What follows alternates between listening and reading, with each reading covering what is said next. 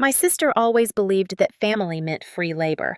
At least, that's how she treated me the moment she got pregnant. She said without irony that I should pause my 20s and help raise the next generation. She made it sound noble, like I was doing something historic. What she really meant was unpaid childcare on demand. My name is Ava. I'm 27, living in Austin, Texas. I'm a freelance graphic designer, the kind of person who lives off caffeine deadlines and creative freedom. I love quiet mornings, iced coffee, and being able to say no to 9-to-5 jobs. I've never liked drama, and I've always kept a small, tight circle. But Brianna, my older sister, was the exact opposite. Brianna is 31. Loud, glamorous, the type who documents every detail of her life on social media. She calls herself a lifestyle content creator, but let's be honest, she's an influencer who sells other people's skincare routines for affiliate codes. She's always been like that even before the baby. Manipulative, dramatic, and somehow always the victim in every story she tells. So when she got pregnant with her ex-boyfriend's baby and announced she'd be doing it alone and empowered, I should have known what was coming. At first, she played it cool. She'd make little comments during family dinners like how lucky her baby would be to have an artistic aunt with flexible hours. She posted bump pics online with captions like, "Our village is strong, Auntie Ava already stepping up." I hadn't agreed to anything, not once, but that didn't stop her from making it public. One evening about a month before she gave birth, she showed up at my apartment. No warning. Just appeared at my door with her usual iced matcha and a giant magnetic calendar. She barged in like it was her place, unrolled the calendar on my coffee table and started pointing. She had assigned me Tuesdays and Thursdays for overnight shifts. Fridays, I was supposed to take the baby from 7 a.m. until noon so she could sleep in and recover. Weekends were labeled with alternating colors depending on whether she had social events or content planning. Christmas Day had a bright pink sticker on it. All-day coverage. I laughed. I actually laughed thinking it was one of her influencer bits. Maybe she was filming a funny family skit, but she didn't laugh. She looked at me dead serious and said, "This isn't optional. I need you to commit." When I reminded her I had work deadlines and a life, she waved it off. "You work from home," she said. "You can hold a baby while editing logos. It's multitasking." Then she pulled out her phone and took a selfie with me even though I looked confused. The next day, she posted it on her story with the caption, "So thankful for my built-in babysitter." Family is everything. I got tagged. My inbox exploded with relatives praising me for being such a supportive sister. My aunt even messaged me saying how proud Dad would have been to see us women sticking together. I felt trapped, like my image had been hijacked for a role I never auditioned for. That was just the beginning. After the baby was born, things spiraled quickly. Brianna, named her daughter Nova, posted a 7-minute reel titled, "My Magical Home Birth," and was back on Instagram within 48 hours of delivery. I visited once out of courtesy, thinking I'd drop off some baby clothes and leave. But Brianna greeted me with, "Perfect timing, I'm late for my lash refill." And before I could react, she placed Nova into my arms and vanished. That was the first time I held my niece standing awkwardly in my sister's living room, surrounded by ring lights and unwashed bottles. 3 hours later, she returned with a smoothie and a new pair of sneakers, acting like I was her live-in nanny. From that point forward, she started dropping Nova off without asking. Sometimes she'd text on my way. Other times she wouldn't even warn me. Once I came home from the grocery store to find Nova asleep in her stroller outside my door, Brianna nowhere in sight. When I called her, she answered from a rooftop brunch. She was asleep, so I didn't want to wake her, she said. I didn't know what was more alarming, her casual tone, or the fact that she thought this was okay. I started losing clients. I missed 2 major project deadlines because Nova was sick and Brianna couldn't be reached. She'd either be out of town filming content at a spa or suddenly needing space to recharge. My landlord began complaining about the crying, and one of my clients dropped me entirely, saying I seemed unreliable. I had to explain to people I wasn't even a mother, just the aunt stuck in a bad situation. My social life evaporated. I stopped going to meetups and canceled a weekend trip to Denver with my college friends because Brianna forgot she had a modeling gig. She always forgot when it was convenient for her. She once called me at midnight saying she felt emotionally overwhelmed and needed to reconnect with nature, then went camping with a Tinder date and left Nova with me for 3 days. No diapers, no formula, just vibes. I thought about saying no many times, but every time I tried, Brianna would say things like, "You're all Nova has," or "I just need you to show up like family should." And then the guilt would creep in. I didn't want to be the bad guy. I didn't want to abandon a baby. But things reached a breaking point the week of my best friend's wedding. It was in Santa Fe, and I was one of her bridesmaids. I had planned the trip for months, booked the flight, bought the dress, even scheduled in time to visit some local galleries. The night before my flight, I was packing when Brianna showed up at my apartment, dragging a suitcase and pushing Nova's stroller. She was wearing heels too tall for walking, carrying a duffel bag, and already had a ride waiting outside. She didn't say hello. She didn't ask. She handed me a handwritten note that said, "Taking a last-minute opportunity. Handle this for the weekend, okay? Love ya." Then she walked away. I didn't even have time to ask what opportunity. Just watched as her Uber drove off, her duffel tossed into the trunk like she was heading on vacation. I stared at the note. Then I looked down at Nova, who was wide awake and crying. I missed my flight. I missed the rehearsal dinner. I had to text my friend and say I couldn't make it because of a family emergency. She understood, but I could feel the disappointment in her reply. That night, Nova cried for 5 hours straight. She had a rash around her neck and welts on her back. I didn't know what to do, so I took her to urgent care. The nurse asked if I was the mother. I said no, and she gave me a look that said more than words ever could. Nova was underweight, mildly dehydrated. She had a diaper rash that had been left untreated for days. The nurse documented everything, and when I told her the full story, she quietly handed me a pamphlet. It was for CPS. I sat in my car afterward holding that pamphlet like it was a loaded weapon. That was the moment I knew. I couldn't protect Nova by staying silent. I couldn't protect myself either. I returned home and found a voice message from Brianna saying, "FYI, I extended the trip. Might be back Monday, maybe Tuesday. Do your thing." No mention of Nova. No check-in. Just entitlement wrapped in fake cheer. That weekend, I contacted a family lawyer I found through a friend. Her name was Marlene, and she didn't waste time sugarcoating anything.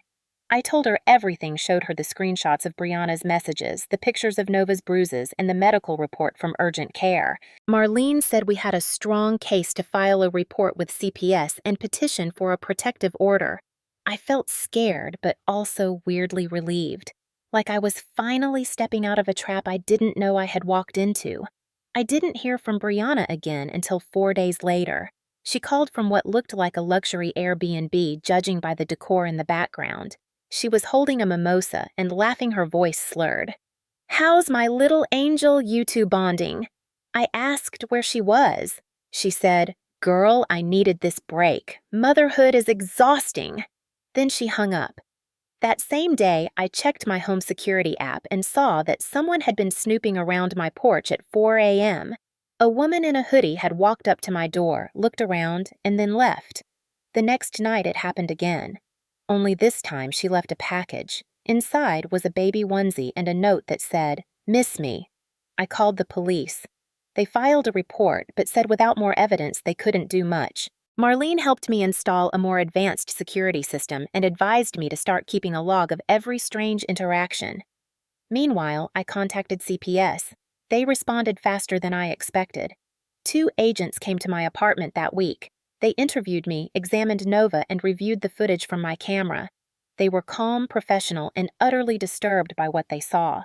One of them asked, "Has she ever been left alone like this before?" I said, "Too many times to count." Within 24 hours, they opened a formal investigation. That night, Brianna finally returned. She showed up at my door wearing sunglasses and a new designer bag. When I opened the door, she smiled like nothing had happened. "Thanks for holding it down," she said, trying to reach for Nova's carrier. I stepped in front of her and said, "You can't take her. CPS has opened a case." Her smile disappeared. Her mouth twisted into something bitter and ugly. "You called CPS on your own sister," she snapped. "Do you know what you've done?" I held firm. "Nova needed help. You weren't giving it." Brianna started yelling loud enough for neighbors to peek through their windows. She called me a traitor, a narcissist, accused me of jealousy and sabotage. I didn't flinch. I stood my ground and told her the truth. You left your child in front of my door in the middle of the night without checking if I was even home. You are not fit to be a mother right now." The police arrived minutes later. I had already warned them she might show up. They escorted her off the property. As she walked away, she shouted, "This isn't over!" I believed her. 3 days after Brianna was escorted off my property, the investigation gained traction. CPS had seen enough to place Nova in temporary protective custody, but before they could execute the order, Brianna went silent. No calls, no posts, nothing. Her social media accounts were wiped clean. Her number went straight to voicemail. I had no idea where she was. I assumed she was hiding, probably lawyering up or planning her next manipulative move. I didn't expect to see her again so soon. That weekend was supposed to be my reset. I had finally finished a small project for a loyal client and was preparing to fly out to Santa Fe to make up for missing the wedding. My friend had offered me a few extra days at her Airbnb. I packed my bags arranged for CPS to pick up Nova from my place early Saturday and went to bed early Friday night. But I never made it to the airport. At exactly 3:50 a.m., my doorbell rang. I jolted awake, heart pounding. I checked the Ring app on my phone and saw the familiar silhouette of Brianna. She was hunched over, pushing Nova's stroller. She didn't knock. She didn't wait. She simply unbuckled the toddler, placed her gently on the doormat, and walked away. I watched her get into a white SUV and drive off into the dark. I opened the door. Nova was wearing a thin onesie, no jacket, no socks, and her lips were trembling. Her cheeks were red from the cold, and her diaper was soaked through. She looked at me with glassy, confused eyes. I scooped her up, wrapped her in a blanket, and called the CPS emergency line. They dispatched a caseworker immediately. While waiting, I downloaded the Ring footage, saved screenshots, and typed up a statement. My hands were shaking, not from fear, but from fury. This wasn't just neglect. It was calculated abandonment. CPS arrived 20 minutes later. The caseworker's face fell the moment she saw Nova. She asked if I had documentation. I handed over everything: photos, timestamps, footage. She didn't need convincing. They took Nova that morning, wrapped in a warm CPS-issued blanket. I stood in the doorway as the caseworker buckled her into a car seat and gently shut the door. I didn't cry. I didn't chase the car. I just stood there numb. I texted Marlene and forwarded all the footage. She told me to expect escalation. She was right. Hours later, I received a message from an unknown number. It was Brianna. "Where's Nova?" I didn't respond. Then came another.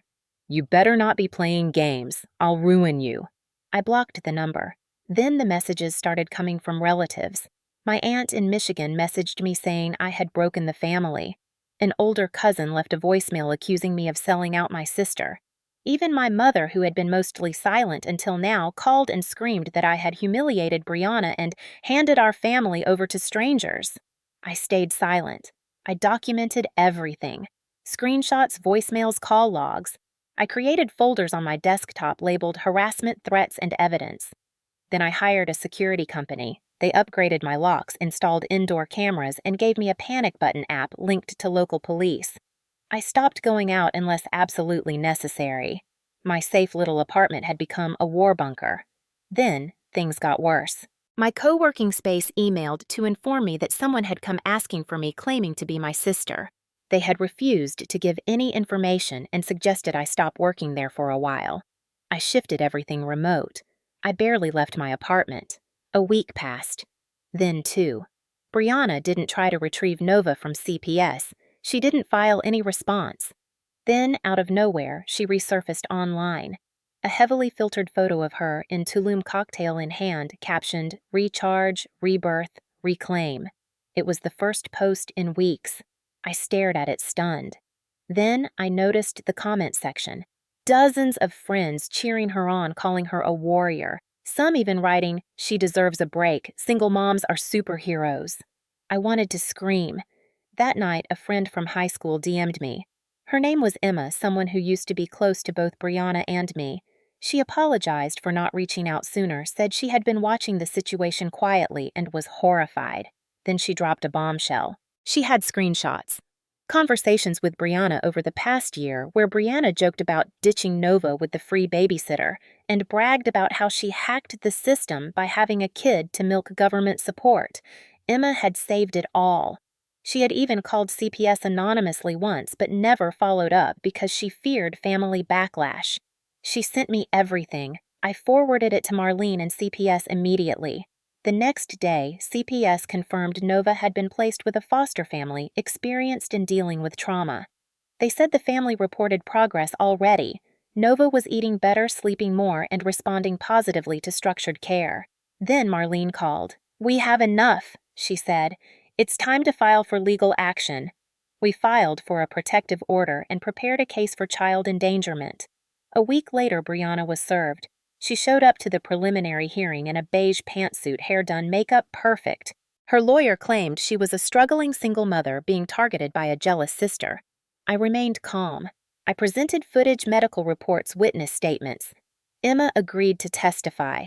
The CPS caseworker did too. The judge granted the order without hesitation. Brianna was not allowed within 500 feet of me or any property I occupied. She screamed in the courtroom, told the judge I was trying to steal her life, accused me of conspiracy. They had to escort her out. I thought that would be the end. But it wasn't. That weekend, I returned home from the grocery store and found my door ajar.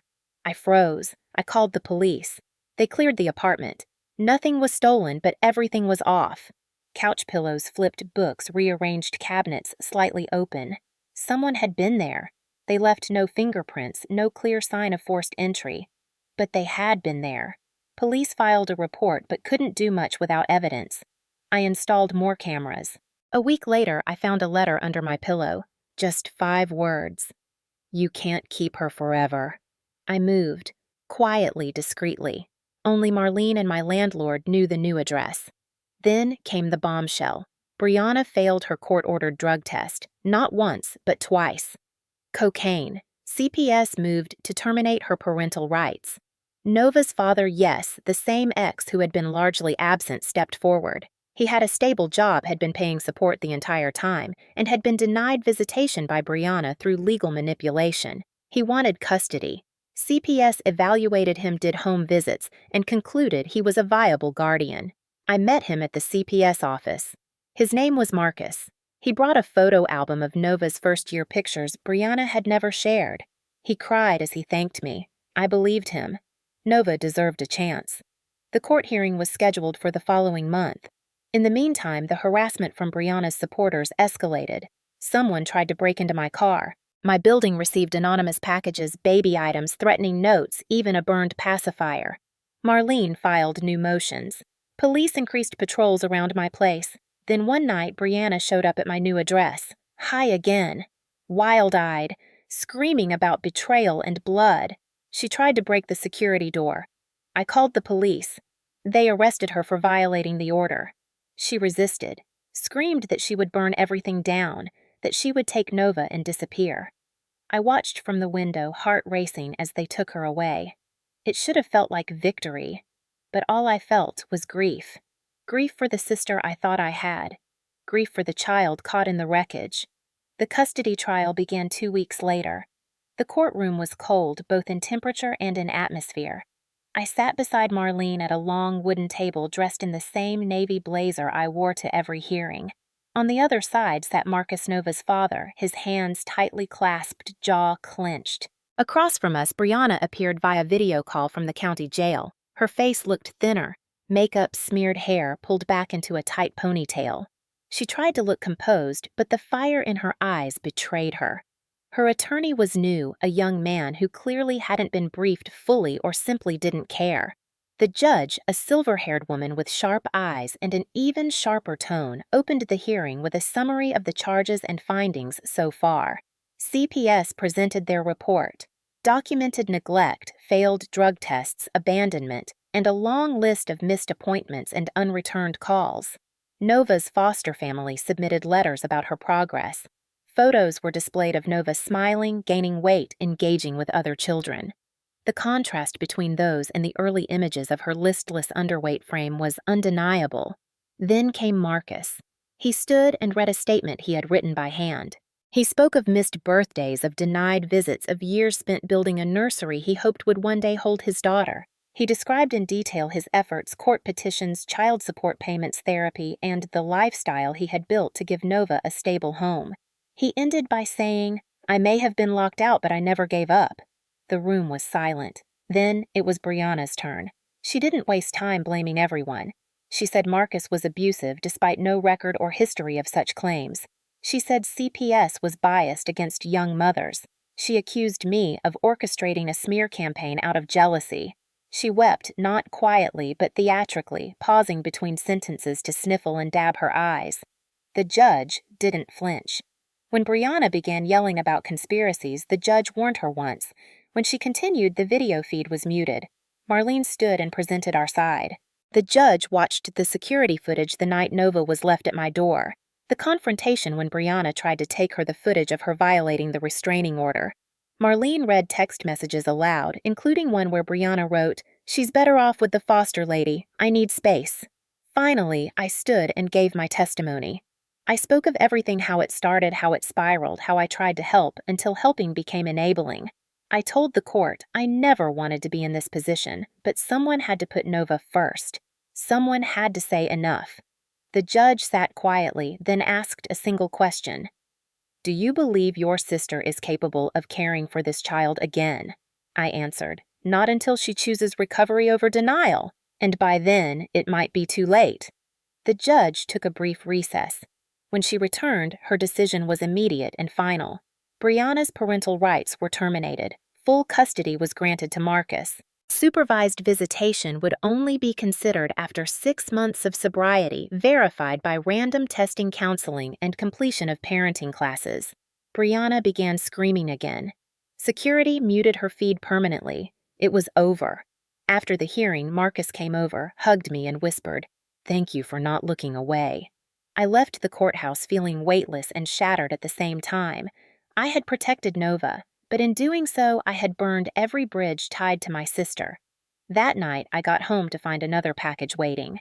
This time, it was a framed photo of Brianna and me as kids covered in red marker. Across our faces, someone had scrawled the word, "traitor." I turned the photo face down, slid it into a drawer, and closed it without hesitation. I had done what needed to be done. Life after the trial didn't magically return to normal, but there was a shift, a slow and quiet settling of the chaos. Marcus took Nova home to his apartment, a modest 2-bedroom place filled with toys, books, and soft light. He sent me updates every few days, pictures of her eating spaghetti with her hands finger-painting the walls or falling asleep clutching a teddy bear. She looked safe. She looked happy. I tried to focus on my work, rebuilding my freelance schedule, slowly reintroducing my name to old clients. Some welcomed me back with open arms, others had moved on. I didn't blame them. Trauma doesn't happen in a vacuum. It infects everything, including your reputation. Still, I moved forward.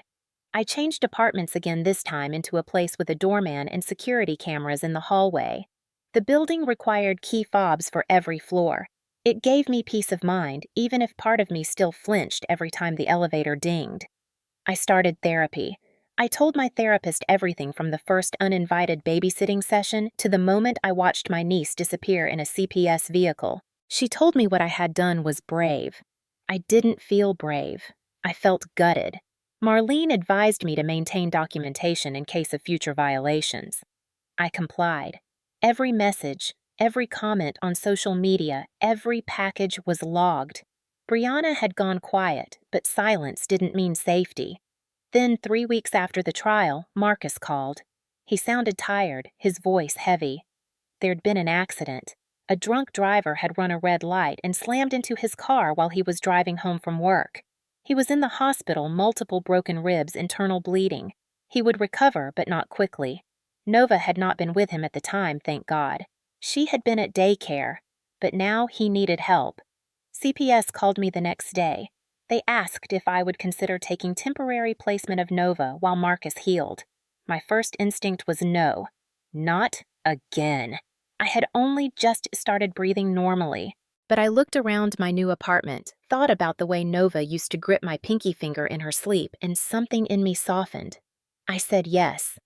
CPS delivered her the next day, along with a small bag of clothes, her favorite blanket, and a folder of instructions. Nova didn't recognize me at first. She clung to the social worker's leg, wide-eyed and suspicious. But when I pulled out a box of goldfish crackers, her eyes lit up. By bedtime, she had crawled onto my lap and fallen asleep mid-sentence while I read to her.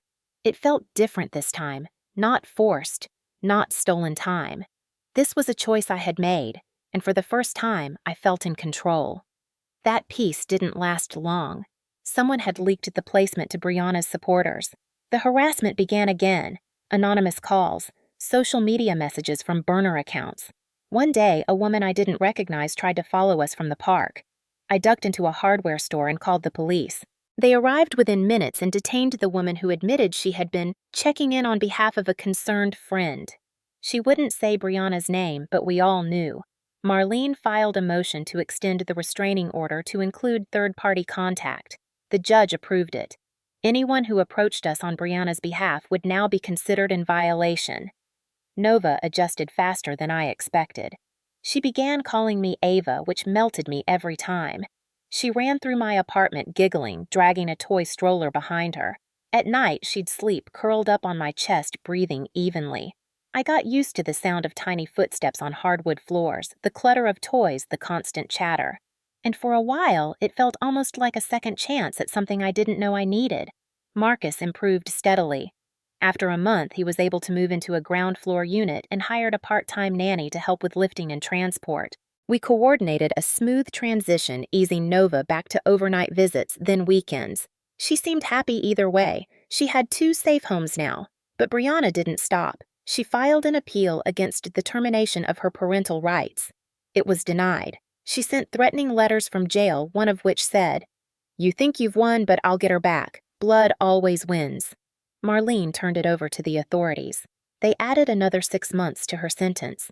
Nova didn't know any of this. She just knew that some nights were at Ava's and some were at Daddy's, and that she was loved in both places. I kept the rest from her. She deserved normal. She deserved better than the chaos that brought her to me in the first place, and I was determined to make sure she'd never go back to it. Nova's final transition back to Marcus's full-time care came quietly. No drama, no noise, just a small suitcase, a folded blanket, and a long hug at the door. She had outgrown the timid little girl I first found on my porch. She now had a vocabulary full of questions, opinions, and favorite animals. Marcus carried her to the car with a wince, still healing but determined. He waved with one hand and said they'd see me soon. The door clicked shut and the apartment felt suddenly cavernous. I sat in the silence, unsure whether to feel joy or grief, so I allowed both. Days turned into weeks. I returned to full-time work, took on bigger clients, and even allowed myself a weekend getaway. My therapist encouraged me to reconnect with life. I tried. I went to art exhibits, wandered farmers markets, cooked meals for one. It wasn't glamorous, but it was mine. Marcus sent updates now and then, Nova's drawings, her first day at preschool, the little trophy she got for biggest smile in class. She looked steady. She looked whole. Then came the news I hadn't expected. Brianna was being released. She had served her sentence, completed her required programs, and had no pending charges. But she wasn't allowed near Nova. Not until Nova turned 18 and made that decision herself. Still, it unsettled me. I changed my phone number again.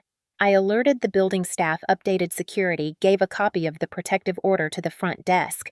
I didn't want to live in fear, but I also wasn't stupid. Weeks passed without incident. Then, one day, a manila envelope arrived at my mailbox. Inside were photos me at the grocery store, me walking to my car, me on my balcony watering plants. None were threatening on their own, but all taken without my knowledge. No note, no return address. Just silence. Marlene contacted the authorities. The photos were documented and added to the file. I refused to let it break me. I doubled down on boundaries. I focused on work, took on a mentorship role for younger designers, launched a new personal project that combined art and advocacy. My circle grew slowly, intentionally. One afternoon, Marcus invited me to Nova's 5th birthday party. It was small, just close friends, a bounce house, a unicorn cake. When Nova saw me, she ran across the yard and tackled me in a hug. "Ava," she said, "you came." I smiled, holding her tight. Of course I did. I wouldn't miss it.